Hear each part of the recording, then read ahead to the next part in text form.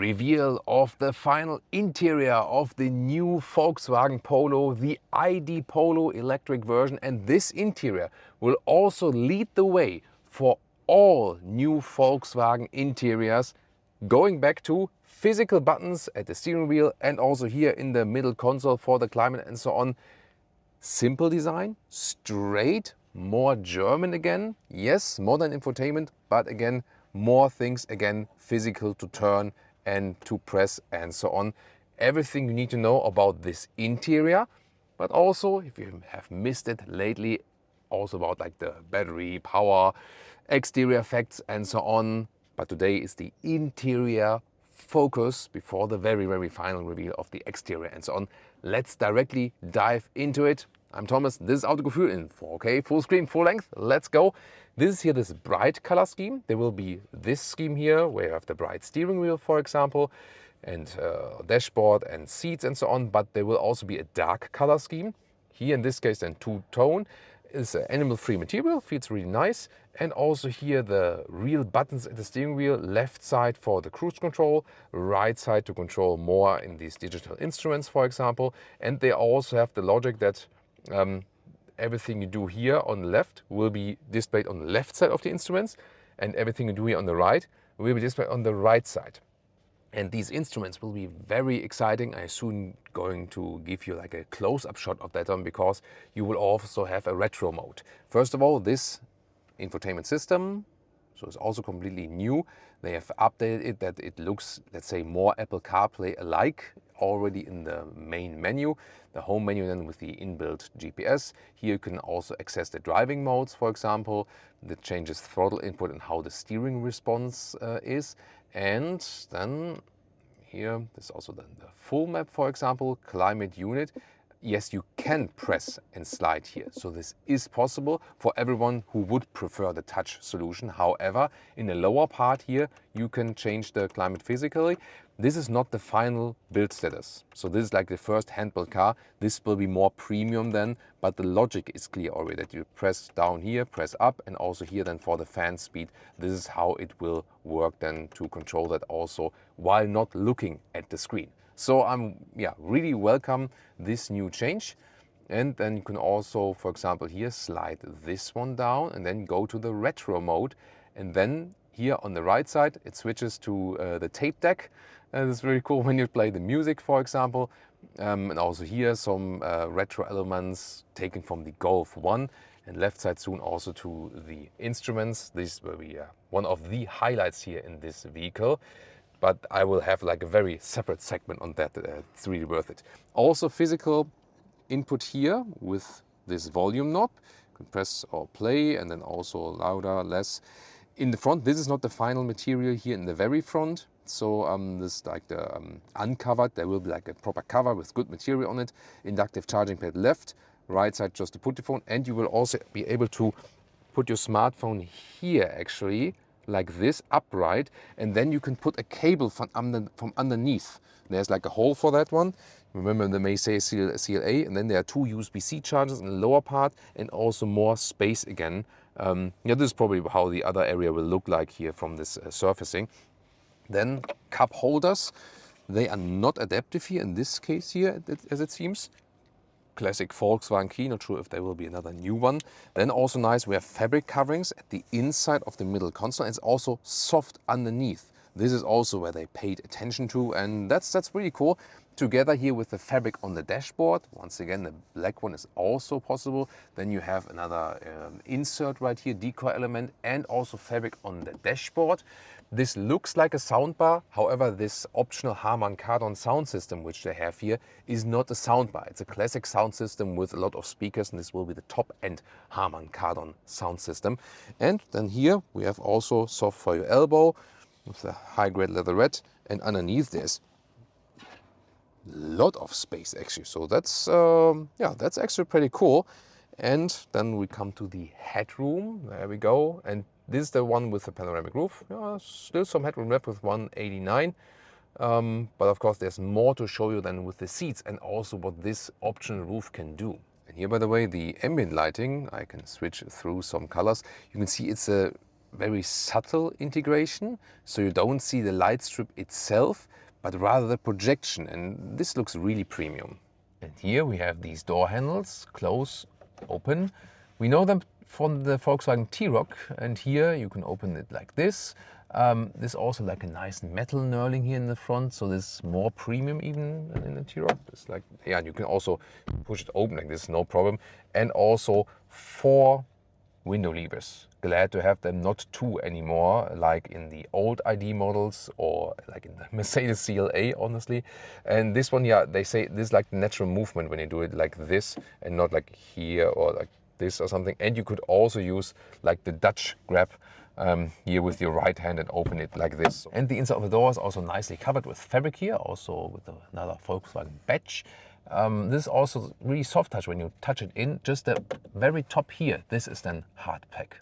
And here we are with the digital instruments, but first of all, one more perspective here on the buttons, and they really sound also nice when you click them through like this. Heated steering wheel button is here also. And then we go here with the digital instruments, and I love this retro view, and I've already driven this one here, and the left side is the speed, right side then the power meter, also for the recuperation and so on. This is really cool. You can switch back here to this more modern view, or you can also have assistance system view or a full map view. So this is then all possible. Yeah, I honestly prefer this one. It's just so cool. And then once again with the retro mode here with the tape deck that you can also run actually in this retro mode, and here in the Golf 1 styling, so really taking over the ideas from the Golf 1.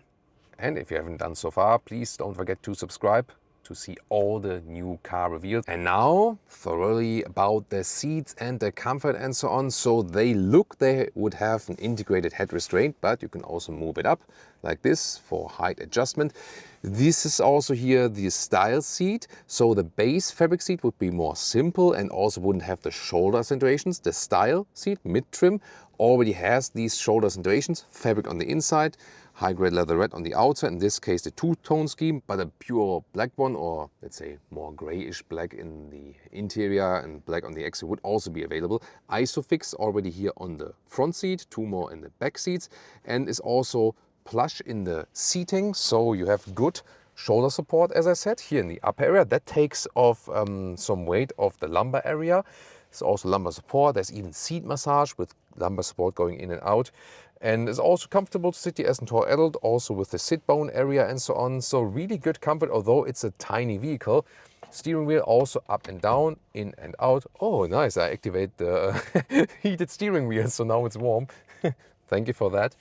And then here, the headroom, still some space left. And here then, this is the optional glass roof. So the base would be a fixed roof.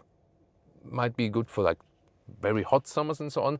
However, this one you cannot open, but you can close the shade. That is possible. So when it's really hot, but you still want this glass roof basically in, then this one is of course, yeah, maybe also better for sound insulation at high speeds on the motorway. Vmax is, by the way, 175 kilometers an hour, 110 miles per hour. And the horsepower range is between 116 for the entry-level version, small battery, up to 226 horsepower for the GTI version.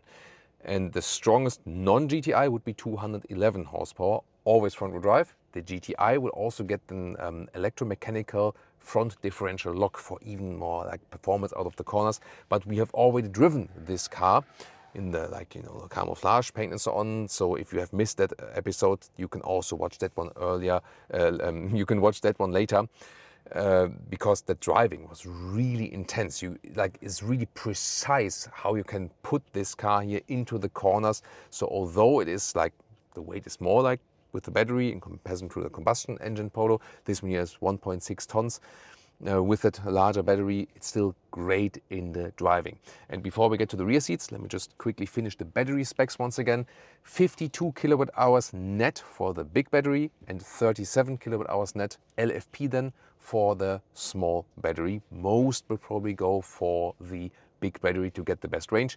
10 to 80% state of charge is then 23 minutes. The charging, 130 kilowatt DC and 11 kilowatt AC. driver's seat here, by the way, also with a memory function for, 3 drivers. Now to the rear seats. First of all, inside of the doors, well, always hardback on the top part, no matter if front or rear doors. Then here the fabric inserts, more Harman Kardon sound system, and also at the rear you have the same door levers here, and really with a nice metal knurling. It's good quality, yeah, even better than in the VW T-Roc, I feel. Hardback then in the inside of the doors again, and then the rear seats here once again in this bright setup. You can also go for the black seats, the dark seats, ISOFIX on the outsides each. You have a third seat belt, so you can also have 5 people in here. Of course, the space is somewhat limited. It's nothing to fold down here. At some point, they also have to save something. And then how much space do we have here? So here, for my knees, I cannot stretch them, but it's a short vehicle, so you have to put your knees like a little bit more to the outside. So at least when I'm driving as a tall driver, and here, for the headroom with the version with panoramic roof, 189, 602, it still works because it's raising here again. However, they did not carry the glass roof all the way to the back. But considering, I mean, yeah, it's not too much space for the legs, but it's a short car, and the seating comfort itself is actually quite decent. The only thing, once again, in the small EVs, that you have a relatively high floor, then you have like this angle here of the legs. The floor is low, however, you can see it right here, and you also have 2 USB-C chargers here in the middle part.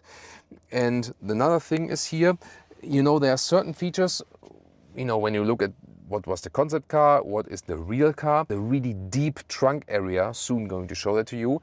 What will not make it into series production is this bench that you can fold up like this. We had it in the concept vehicle. People love that function.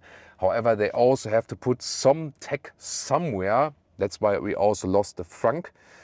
And then they also need the space here underneath, and then it became so little that it wouldn't have making sense to have that folding function. So people loved that feature, but sadly it was not possible because, you know, the car needs technology for some, you know, modules and here and there. And then they also put some underneath the rear bench. Now to the trunk or the boot, 435 liters. And what's especially interesting here, you have this cover here, but then you can see I've been hiding my suitcase here underneath because this area here is actually so large. However, this is the version with the subwoofer. You remember, Harman Kardon sound system. So either when you do not have a subwoofer, then this is all the way free and you could put like 2 water boxes next to each other. If you have the subwoofer, it's a little bit limited. Yeah, and then maybe you have to be careful with the cables and so on. So you have to think about if you want to have the subwoofer, Harman Kardon sound system, like best sound, or if you want to even have more space underneath because it's really vast, the space here. And then you have different possibilities. You can here put this one like that. You can put this whole thing out. You can have the level position, or you can also have the lower position. That would be maybe then the thing, if you have the subwoofer, for example, that you leave it here in this lower position, and then you have even more in height. So yeah, very interesting possibilities you have with this one here. And then let's check out the rest of the trunk. You can remove the cover right here, and then we can also fold the seats. You have top tether here behind. 2/3, 1/3 split, and then you can see once again here in the lower position, or you have the level set up like this that you can easier load things through. And then I also have my ruler once again, and the width here is about 1 meter or 40 inches, maybe a little bit less. The normal length to the second seating row is here at 1 meter, it's like 46 centimeters. 64 centimeters or 25 inches.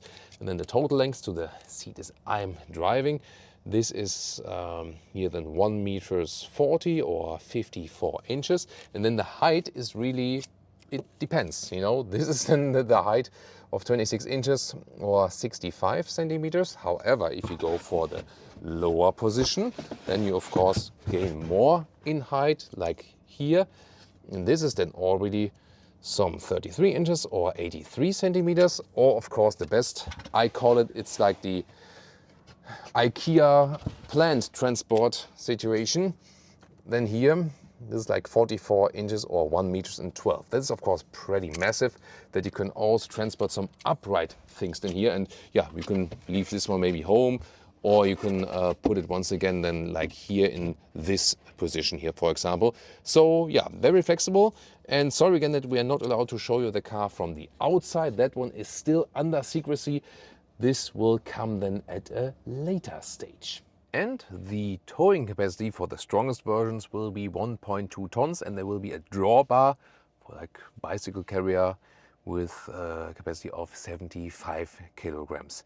Then about the pricing, if you haven't heard that so far, the small battery we start at 25,000 euros. The big battery then a little bit more expensive, and if you put like this big battery and some equipment on the inside, good, yeah, like the 211 horsepower version, 35,000 euros, and we expect some 38,000 euros for GTI. However, most customers will go for a leasing rate, so it will be even more exciting how the leasing rates will actually play out. What else is interesting? From the exterior, 4 meters and 5 in the length, 160 inches, 17 to 19-inch wheels. We had 19-inch wheels when we did our first test drive. Standard suspension, torsion beam in the rear. However, the torsion beam in the rear also enabled what we just saw, that you have so deep, like the trunk space in the rear. That's also very interesting. And then optional, or well, it's optional because optional the GTI. The GTI will get the adaptive suspension, the DCC, but only the GTI and not the other ones. However, we expect a fixed sport suspension, for example, with an R-line at a later stage, then to have some variety as for that. In this one here, the VW Polo, built in Martorell in Spain together with the Cupra Raval, and the other plant will be then the ID Cross, the SUV brother, together with the Skoda Epic, their small electric SUV. So a lot of interesting things to come up there. And now I would really recommend, if you haven't watched that so far, when we drove this one here for the very first time, also so much information in that review, and really, really interesting driving part, because it was so cool to drive this one. Very agile drive, very precise. Or then of course the ID Cross, the SUV brother, how that one will look like.